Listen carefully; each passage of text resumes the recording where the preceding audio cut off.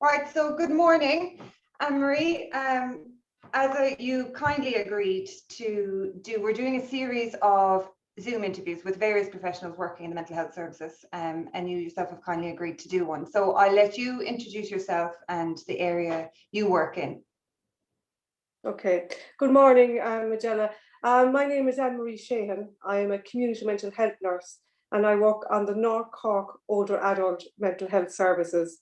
So basically, we're a service that specialises in dealing with people over the age of 65 who run into difficulties with their mental health.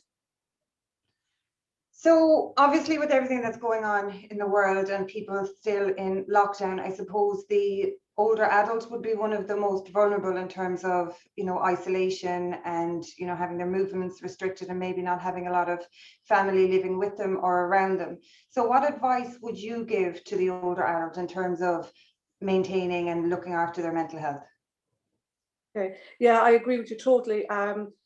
This COVID-19, and all the restrictions have been particularly difficult for our older adults, especially our older adults that are cocooning, and a lot of them are, they're staying at home, they're minding themselves, they're not going out. So I suppose a big thing for them is their loss of independence and their loss of structure to their day. A lot of these people may have been attending daycare centres, going to different organisations and different groups and involved in different activities. Very active people normally. So it has had a huge impact on them, and things like their mood has been affected, and a lot of them are kind of experiencing anxiety where they may never have experienced it before. And I suppose a big thing for them really is their loss of confidence and their loss of role. So I suppose just things that might help people. And again, it's going back to the basics. It's about having routine to your day, looking after your diet and your exercise. Now, I know that we're all very restricted at the moment what we can do.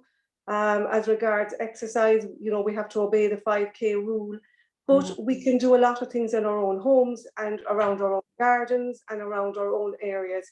So my advice to people is to get out for a little walk every single day, no matter what the weather. Put on a hat, scarf, gloves, coat, whatever you need, and get out there and get a little bit of fresh air, even if it's only walking around your garden. I have people that I'm visiting and they do a certain routine every day. They tell me they do so many rounds of the garden and they do it so many times a day. So little things like that can be of a huge help. Things like, maybe when you were attending the day centre, they had kind of an exercise program going. Even when you're sitting in your chair, there are certain exercises you can do to keep your muscles and all that strong. Speaking of day centres, a lot of the people that were attending day centres, if they have online facilities, they are having kind of Zoom classes where I have people that are attending bingo, attending yoga, things like that online. Now, if you don't have things online, I know that some of them are actually posting out stuff to people to keep them active during this lockdown. Sleep, very important again. I suppose because the days are running into each other and days running into night and all of that, sometimes people might find their sleep is a bit disturbed. So my advice to people is to go to bed at the same time every night and get up at the same time every morning. That is very important. Try not to catnap during the day. And, when you go to bed, just go to bed, and, things like television, not drinking tea late at night, all those things to kind of help with your sleep. Another thing I suppose really is to make sure that you cut down on your alcohol. A lot of people are probably drinking at home now, and I suppose we haven't got the measures. We're all guilty of that. And the glass of wine might turn into 2 glasses of wine. Just to be a little bit careful around that and be mindful that of your alcohol intake, because again, that will affect everything. It will affect your sleep, it will affect your mood, it will affect your appetite. So just to be mindful of that this just when you're having a drink, to make sure that is this my normal amount, and to make sure that that's not increasing, because the days and the months are all running into each other, and this is becoming weary for people, and we appreciate that fully. Another thing that's very important, and it came with this lockdown, is having a social bubble or a carer bubble.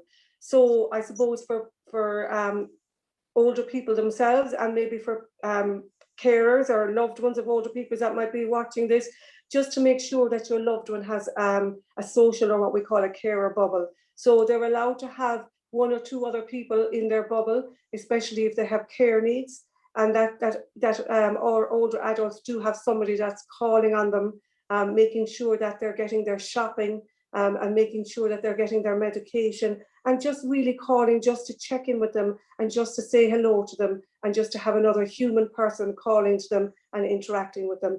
All these things sound like that they're very simple things, but they are hugely important. The other thing that you know, if you have grandchildren, or you're watching this and you have an elderly relative, you know, get them to write them. And I know a lot of the schools and the GAA clubs and all that, so check out what's in your local area. I know that a lot of organizations like that are getting children to write to the older adults in their communities. So, you know, there's lots out there to try and help people to cope on a daily basis. Very simple things, and maybe just check out what's in your local area. So some of the services that are out there, there's I know in Cork City there's a thing called Friendly Call Cork. So these are people that maybe kind of ring up and just for a chat and just to check in with people. I know Avondhu Blackwater are doing what's called a befriending service. Now, before the COVID and all the restrictions, they used to do visitations to people that were living on their own and might be isolated. But actually, I think what they're doing now is they're making telephone calls to people. So that's one thing to check out. So there's lots out there to help people. Great. So for, say, people like ourselves who may have, you know, an older relative that we're concerned about, or the older adult who may be watching this themselves, apart from the befriending phone call services that you've mentioned, if somebody's worried about somebody's mental health and feels that they're perhaps struggling or not coping very well, are there any other services that they should look into that could maybe offer a bit more support in terms of the mental health services that you work in? How would somebody link in with that if they needed to? Okay, so of course the first port of call always is your GP. Right.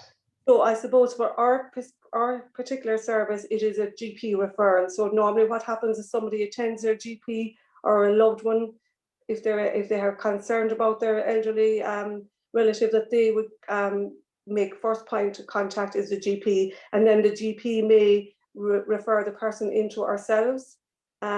So our service is in North Cork. So we run an outpatient clinic in Mallow and an outpatient clinic in Fermoy. But the point of contact is St. Stephen's Hospital in Glanmire. That's where all the referrals come in through, and we filter them out then. So we have our own community team then in North Cork, comprising of consultant, myself, the community mental health nurse, we have psychology, we have occupational therapy, and we have social work.